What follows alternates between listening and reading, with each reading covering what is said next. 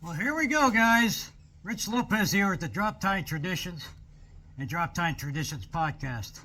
So I glued up a 1959 Kodiak that had a crack in the laminations.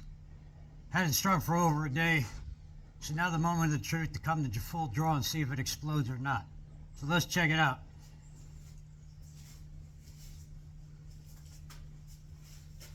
Got some gloves. This is the bow.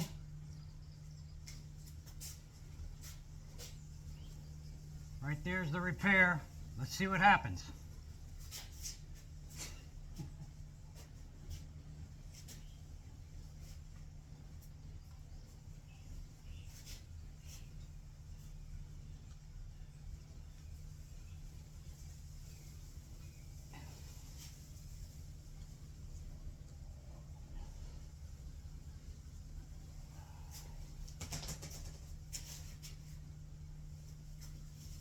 We have success.